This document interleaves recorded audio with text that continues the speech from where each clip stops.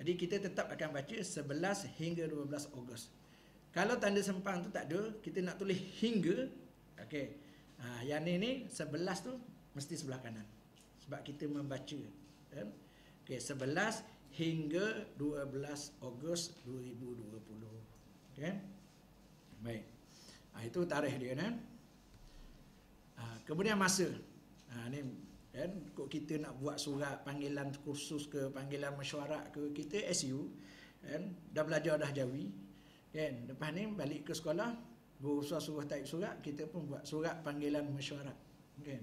Tarikh 11 Ogos 20 Ogos kan, masa 8:30 pagi hingga 11 pagi kan. Mentang-mentang dah belajar Jawi, surat pun type kot Jawi kan. Pening kepala guru besar baca. Guru besar tak belajar. Guru besar pun baca. Oh. Kan 11 hingga 8:30 pagi. Guru besar yang tak belajar Jawi, dia akan bacalah. Masa mesyuarat 11 hingga 8:30 pagi. Kan? Ustazah kena beritahu lah. Salah tu cikgu. Nombor ni baca dari kiri ke kanan. Jadi 8:30 hingga 11 pagi. Kan? Kalau hingga tu kita nak eja, 8:30 tu mesti sebelah kanan. 8:30 hingga 11 pagi. Ya. Macam kursus kita, 11 pagi, 9 pagi hingga 4 petang. Okay. 9 pagi hingga 4 petang. Okay. Ya. Jadi, kita tulis tu 9 pagi, 9 tu macam biasa, kiri ke kanan. Ya. Baik. Dan itu sahaja sebenarnya tajuk untuk slot yang kelima. Sekian, terima kasih. Okay.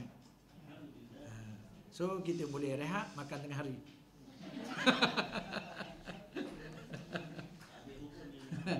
Okey, baik. So kesimpulan, daripada semalam sampailah pada slot yang terakhir sebelum tengah hari ni, okay. Ada apa-apa soalan? Ya, silakan.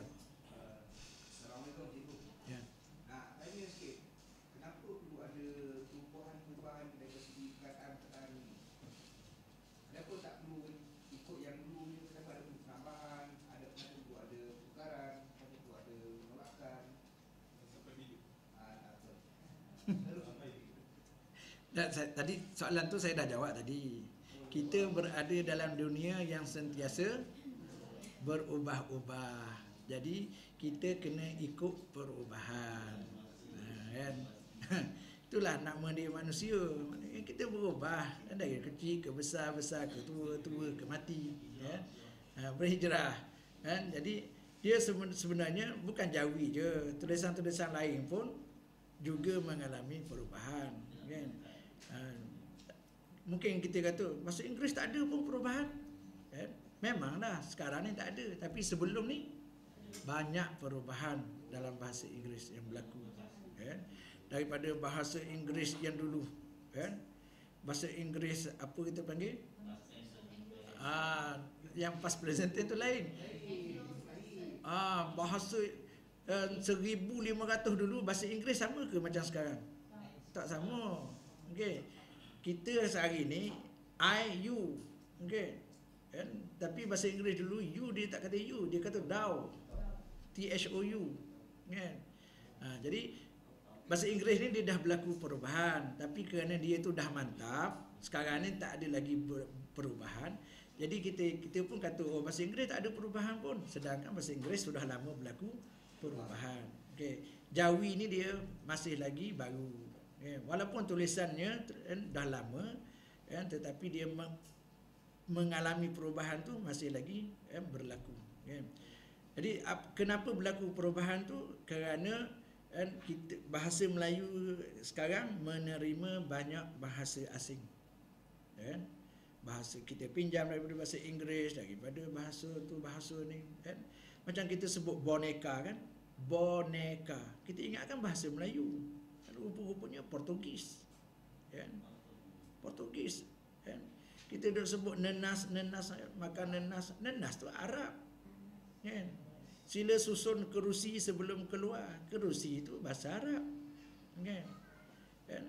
Sebab tu kita ni kadang-kadang kita bercakap tapi kita tak tahu yang itu adalah bahasa orang. Kan? Sebab jadi oleh kerana bahasa kita ni, bahasa Melayu ni mengalami banyak kemasukan bahasa-bahasa asing, kan? Maka akan berlakulah kan, yang kita kata macam tadilah homograf, kan? Puas dengan puasa, kan? Kalau dulu orang dulu tak ada masalah, boleh baca, kan? Pawa alik sin, kan, dia tetap dia baca dengan puasa, kan? Sebab apa? Sebab ayat dia tu tidak mengizinkan kita sebut puas. Dan sebagai orang Islam, kita hendaklah menunaikan ibadat puas pada setiap bulan Ramadan. Tak ada orang akan baca puas dalam bulan Ramadan, kan? Walaupun dia eja puas, kan? Tapi oleh kerana kita hari ini banyak perkataan-perkataan yang hampir sama macam tu, jadi kita ada sedikit pertambahan, tambah alif, gugur alif, apa semua tu, kan? Dan yang kedua, ya, macam Jawi lama yang diperkenalkan oleh Za'bar, kan? Dia tak ada dia punya kaedah dia. Kalau orang tanya, kan, macam dulu kita eja pokok, kan? Pokok, kan? Kadang-kadang dia eja pokok tu dengan belakang itu huruf hamzah. Pa waw ka waw hamzah. Pokok. Okay. Kan? Kalau tuan-tuan tengoklah kitab-kitab lama tu, ada perkataan Melayu yang berakhir dengan huruf K tapi jawinya hamzah. Okay. Kadang-kadang jumpa pula perkataan lain, kan, kata. Koh pula. Kan? Pokok tadi belakang dia hamzah. Jadi kita perkenalkan kaedah supaya kita selaras, senang nak eja. Kenapa K? Sebab kata jati Melayu, ganti dia kaf, qaf. Kenapa kaf? Sebab dia bahasa Inggeris. Jadi kalau tanyalah atuk-atuk kita yang belajar kitab lama, dia boleh jawab tak macam tu? Ni kenapa ada hamzah? Kan, pokok berakhir dengan hamzah, kan? Kotak berakhir dengan qaf. Dia nak jawab, mesti dia kata ikut suku aku kan. Kita tak nak jawab apa macam tu. Dan hari ni pun kita pun tak nak bila orang tanya sebab atuk dulu aku dulu ajar macam ni. Kita tak nak macam tu. Itu jawapan orang musyrik. Okay. Kenapa kau sembah berelok? Atuk nenek aku dulu sembah berelok. Dia tak ada hujah. Okay. So kita hari ni alhamdulillah orang tanya kenapa ni kita ada hujah dia. K12. Betapa ganahnya Cik Jan. Kafga. Gugu A, suku kata tertutup. Okay. Kan? Tambah alif, kan? Sebab ada imbuhan, bersambung dengan imbuhan ataupun partikel. Kan? Kita ada hujah-hujah kita. Okay. Tu kita nak, sebenarnya kita nak mengemaskan je, kan? Nak mengemaskan ini balik supaya setiap apabila setiap perkataan yang kita tulis, kita ada dalil dan hujah dia. Kan? Kenapa eja gam tak ada alif? Kenapa tak eja ga alif mim? Okay. Kita ada alasan. Ini adalah suku kata tertutup, huruf A tengah-tengahnya digugurkan. Okay. Jadi senang esok. Kita nak ajar anak-anak kita pun senang. Kan? Jadi tuan-tuan yang ada anak sekolah rendah pun semua itu, kan, balik nanti, kan, beri latihan pada anak, suruh anak buat. Kan? Dan ajar kaedah. Kan? Saya alhamdulillah, anak saya hak yang bonsu tu daripada ibu yang pertama tu darjah 5, kan? Ibu yang pertama, okey, bukan maksudnya ada yang nombor 2, tak, kan? Saya guna ayat pinjam daripada seorang ustaz. Anak saya yang bonsu umur darjah 5, kan, 11 tahun. Dalam perjalanan ke sekolah naik kereta tu 10 minit sebelum perjalanan tu, saya akan beri dia sekurang-kurang 20 perkataan sambil saya driving, kan, eja perkataan ni. Okay. Kadang-kadang nampak signboard, kan, kampung Pu'um. Pu'um ke Pu'um? Pu'um. Kan? Saya tadi mikir ke Pu'um ke Pu'um? Sebab kalau Jawi Pu'um lain eja, Pu'um lain eja. Kan? Sebab tu bila nak menjawikan nama kampung yang kita tak pernah dengar nama, jangan jawikan lagi. Tanya dulu Tok Batin situ. puum ke puum. Kalau Tok Batin kata puum, ejaan dia macam ni, macam ni.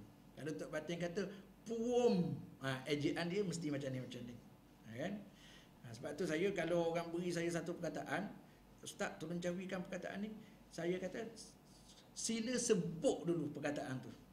Kan? Nah, nak sebut apa? Kan? Kalau sebut dia bunyi ni, kita eja ikut bunyi. Kan? Jadi saya pun macam tu lah. Kan? Nampak signboard je, bawa kereta nampak signboard.